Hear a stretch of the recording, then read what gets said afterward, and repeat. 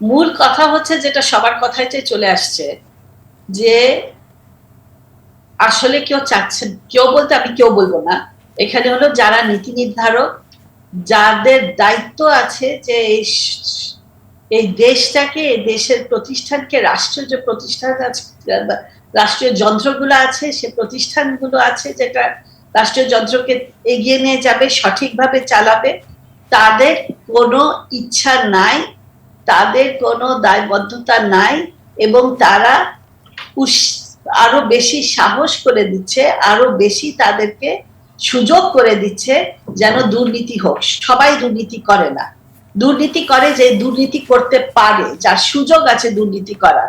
একজন সাধারণ কৃষক, সে মাঠে, সে দুর্নীতি করে না। একজন দিনমজুর, সে দুর্নীতি করে না। দুর্নীতি করে যে দুর্নীতি করতে পারে, তার ওই জায়গায় তার স্থানটা আছে। তো এখানে দেখা যাচ্ছে যে তার উপর যে ব্যবস্থা থাকা উচিত তাকে নিয়ন্ত্রণ রাখার জন্য, স্বচ্ছতা আনার জন্য, সেই প্রতিষ্ঠানগুলো, সেই জায়গাগুলো কাজ করছে না। কেন? তারা কাজ করতে চাচ্ছে না, তারাও এটার সাথে ওতপ্রোতভাবে জড়িত, সাংঘাতিক ভাবে ওতপ্রোতভাবে জড়িত। এখানে বলা হচ্ছে যে নাগরিক সমাজ, তারা কিছু নাগরিকদের পক্ষ থেকে উঠুক, সাংবাদিকরা এসে যাক। সাংবাদিকরা নাগরিক সমাজের পক্ষ থেকে উঠতে গেলে তাদের কি উঠতে দেওয়া হবে? যারা নিয়ন্ত্রণ করে, যেভাবে পাচার করে যাচ্ছে, যেভাবে দেশটাকে ধ্বংস করে যাচ্ছে, অর্থনীতিকে একেবারে পঙ্গু করে ফেলছে, তারা কি চুপচাপ থাকবে? তারা করতে পারছে কেন? তারা একটা বিরাট সাপোর্ট পাচ্ছে। এখন সমস্যা হয়ে গেছে যে যারা দেশ চালায় আর যারা দেশের অধিকাংশ নাগরিক, তাদের মধ্যে একটা ব্যবধান এত ব্যাপক, কোনো সম্পর্ক নাই।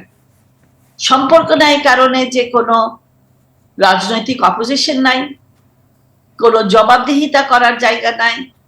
মিডিয়া কথা বলুক, সে মিডিয়াতে কথা না শুনলেও কিছু আসা যায় না, যতই লেখা হোক এটাতে কিচ্ছু আসা যায় না।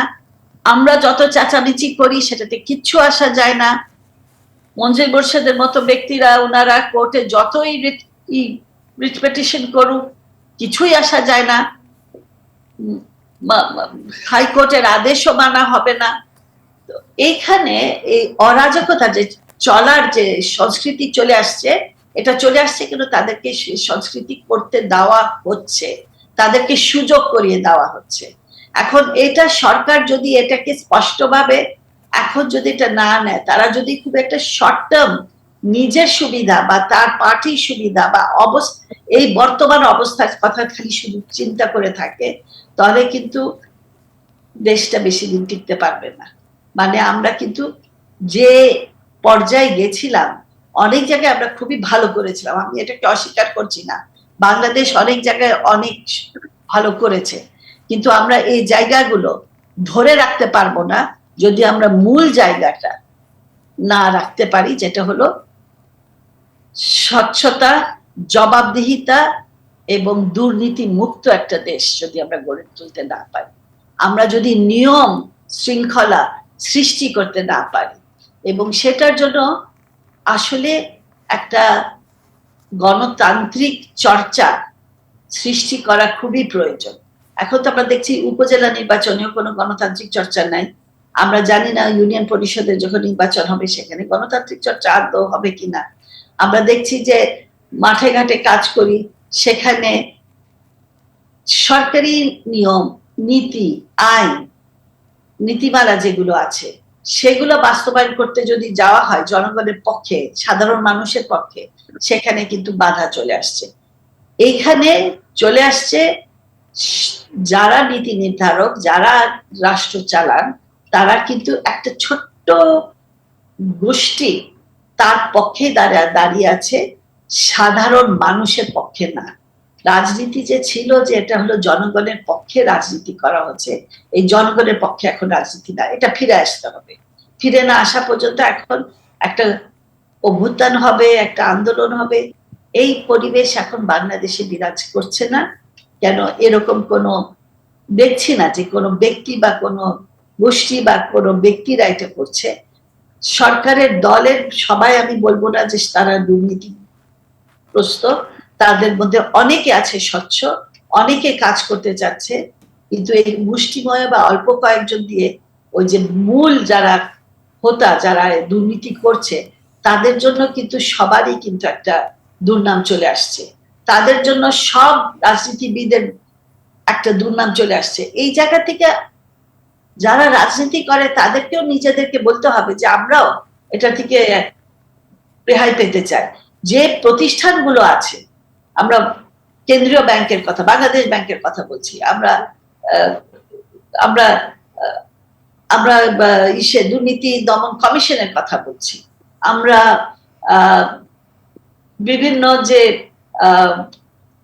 কমিটিগুলো আছে সেগুলোর কথা বলছি, তো সেখানে সে প্রতিষ্ঠানগুলো আছে সেগুলোর কথা বলছি, সেখানে যদি সঠিকভাবে কাজ না করা হয় আর করতে দেওয়া যদি না হয় আর করতে চাওয়া যদি না হয়, একটা হলো যে আমি করতে চাওয়া, আমার একটা দায়বদ্ধতা থাকতে হবে, যারা যে পজিশনে থাকুক, যে কোনো পজিশন, ক্ষুদ্রতম পজিশন থাকলেও তার দায়বদ্ধতা যদি না থাকে যে আমাকেও একটা করতে হবে, তাহলে কিন্তু কাজ হবে না। শুধু উপরের দিকে আমরা খালি চাবো যে আমি স্বচ্ছতা চাবো, কিন্তু আমি স্বচ্ছতা চাওয়ার পরে যে কাছ থেকে স্বচ্ছতা চাচ্ছি সে তার কোনো দায়ভারই নাই যে সে তার স্বচ্ছতা দেবে এবং তার কাজটা করবে। সে যদি কাজটা করতো তাহলে আমার এত বেশি চিল্লাচিল্লি আজকে এই অবস্থায় আসতে হতো না। তো আমার মনে হয় এখানে আমরা যারা আছি সবাই আমরা একটু আশাবাদী হতে চাচ্ছি যে সম্ভব সম্ভব, আমিও বিশ্বাস করি যে সম্ভব। কেন এই দেশ যখন একটা মুক্তিযুদ্ধ করে দেশ স্বাধীন হতে পেরেছে, সক্ষম হয়েছে, আমরা এরশাদকে আমরা একটা, এরশাদ হলো এক প্রতীক, হচ্ছে সে মিলিটারি শাসনের প্রতীক, সেখানে হলো যে গণতন্ত্রের চর্চা না হয়ে এখানে মিলিটারি শাসন চলছে, দুর্নীতি চলছে, সেখানে যদি আন্দোলন করে সফল হতে পারছে, এখন আমরা আমাদের দেশটাকে যতই এগিয়েছি না কেন এটাকে সঠিকভাবে যে জায়গায় আমাদের দুর্বলতাগুলো আছে সে দুর্বলতাকে দূর করার জন্য আমাদেরকে অবশ্যই ভূমিকা রাখতে হবে, এবং এমন ভাবে ভূমিকা রাখতে হবে যে ভূমিকা রাখতে আমি যেন পারি। আমি ভূমিকা রাখতে গেলে আমার উপর যদি সমস্যা, এমন চাপ চলে আসে, আমাকে যদি আবদ্ধ করা হয়, তখন অন্যজন মনে করবে যে আমি কেন এই সমস্যার মধ্যে পড়তে যাব। একটা পর একটা সবসময় চলে আসছে, আমরা তো দেখছি এখানে একটা বিষয় নিয়ে আমরা আলোচনা করছি, কিন্তু প্রত্যেকটা ক্ষেত্রে প্রত্যেকটা বিষয় মত প্রকাশ করার, আমার নিজের মতামত, মানে সরকার যে নীতি নির্ধারণ করছে সেই নীতিটাকে আমি বাস্তবায়ন করতে গেলে যে দুর্নীতি করছে তার যদি ক্ষতিগ্রস্ত হচ্ছে তাহলে আমরা করছি না। আমি দেখছি যে যারা একটা ছোট গোষ্ঠী, তারা ধর্মকে ব্যবসা হিসাবে ব্যবহার করে মানুষের ক্ষতি, একটা গোষ্ঠীর ক্ষতি করতে চাচ্ছে, তাকে আমরা সুযোগ দিচ্ছি এখানে অবাধভাবে তার কাজ করতে দেওয়া, সেটা আবার সংবিধানের পরিপন্থী, তারপরেও তার বিরুদ্ধে আমরা কিছু করছি না। এই যে না করার যে একটা সৃষ্টি হয়ে গেছে, যে আমাদের একটা ব্যবস্থা হয়ে গেছে, এটা থেকে আমাদেরকে চলে আসতে হবে। অনেক ধন্যবাদ আপনাকে। আমাদের আলোচনা